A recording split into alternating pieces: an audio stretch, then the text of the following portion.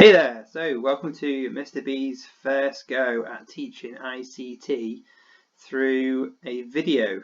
I'm going to introduce you today to Scratch, which is a really good tool for programming your own video game.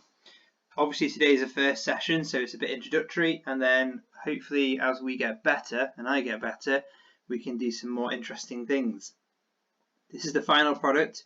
We're going to have a go at making a character that when we start him moves to the right, stops, moves to the left, stops, and just for fun. So let's start off where you need to go, which is, I'm going to go out that one, and starting with a brand new project, which is down here, start creating. Okay, so when it loads up, I'm going to talk you through the various elements. There is this tutorial video here which pops up, which you can always have a look at if you want, but I'm going to skip it. So on the left, we've got all of the computer language that you're going to need. You can click these buttons here for a shortcut, or scroll up on the mouse wheel and you can find anything you need. This middle section is the kind of canvas where we're going to put all of the instructions down, and on the right side is our game. We get to preview it. Alright, so first thing to do is to talk about what a sprite is. Down here you can see it says sprite 1, and this is Scratch. So if we highlight that at the bottom, we can change the name. I'm going to call mine Vinny for whatever reason, and he is a sprite. Now a sprite is a 2D picture, and if you put 3 or 4 pictures together, you can make them animate to make them move. We're just going to use this static still sprite just for now, and as we get more advanced, hopefully we can make some animations as well.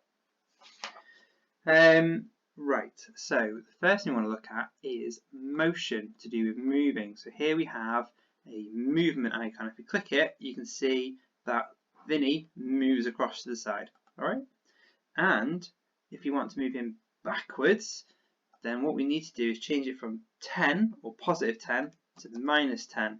Now when we click him, he starts to move backwards. A bit of a Michael Jackson moonwalk. Let me explain what's going on. So I've drawn this graph here. When you're clicking on the move and you're adding 10, you're moving along the x-axis, which you've done before in coordinates. When you do minus 10, you're still moving on the x-axis, but you're moving backwards. So if I put some lines in, you can sort of see you're moving along this axis. And this is also true of the y-axis. You have an x-axis going from left to right, and a y-axis from the top to bottom or bottom to top. So if I put Scratch in, you can see there he is, and if I just select him, every time that you add on 10, oops, we need to get the right layer. Every time you add on 10, you're moving across the x-axis, and every time you take 10 off, you're moving him back along the x-axis. So he sort of hops along. And we could do the same with the y-axis, move him up, and we could move him down. But for today, we're just going to move left and right.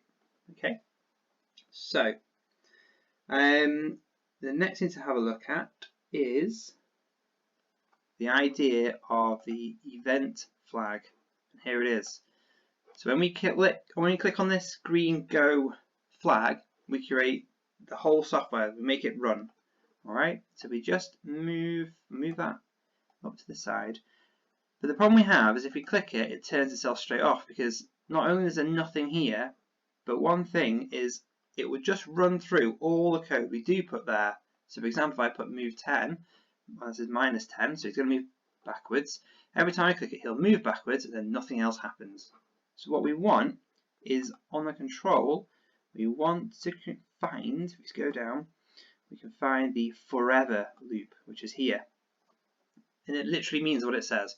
This is going to happen forever and ever and ever and ever and ever until we stop the program. So if we put forever in and put minus 10 in fact I'm going to, because you might have anticipated what's going to happen. I'm going to put 1 in, and I'm going to move him, our little Vinny, to the far left hand side. Move 1 means he's going to move to the right. So when we click the green icon, watch him go. And he's just going to move forever and ever. Why? Because of that forever loop. So let's stop him there in the middle.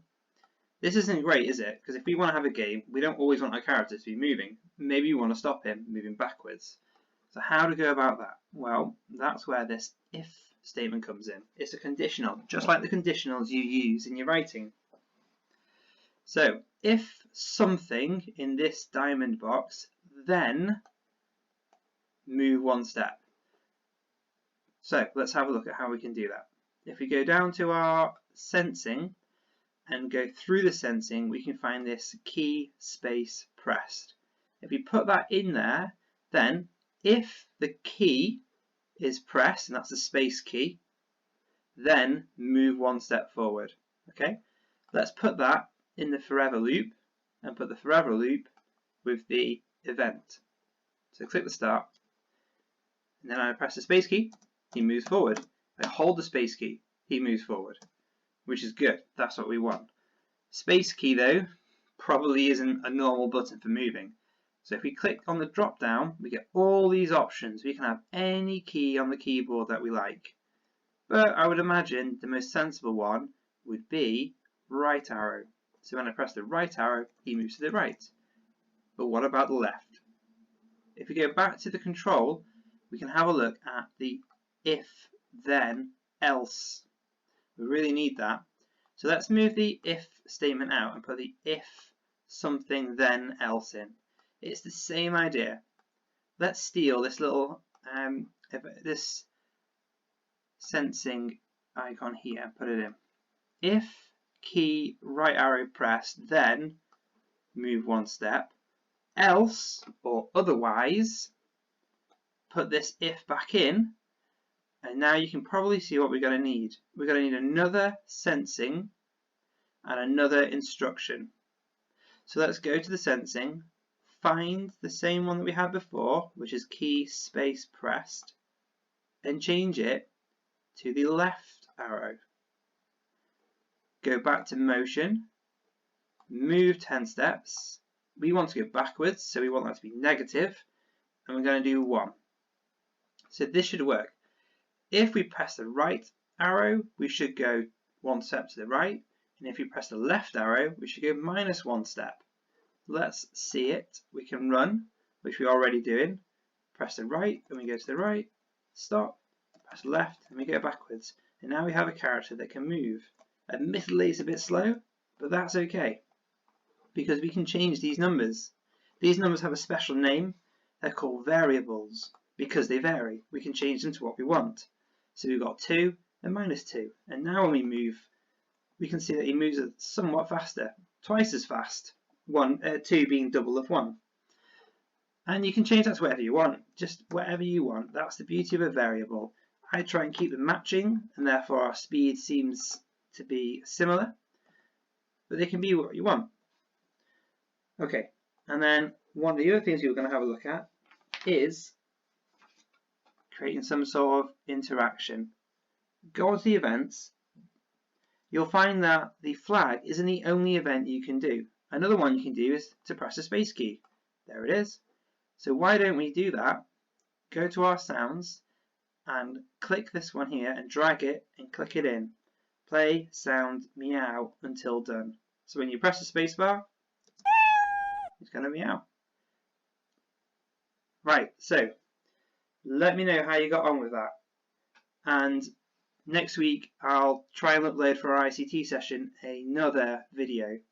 The best thing you can do now, apart from letting me know how you got on, is to play with this. Just fiddle around with it and see what you can do. Maybe see if you can make it move up and down. This same system that we've created right here will work for up and down. You just need to work out which motion you want. Alright? Let me know how you get on, and I'll see you soon.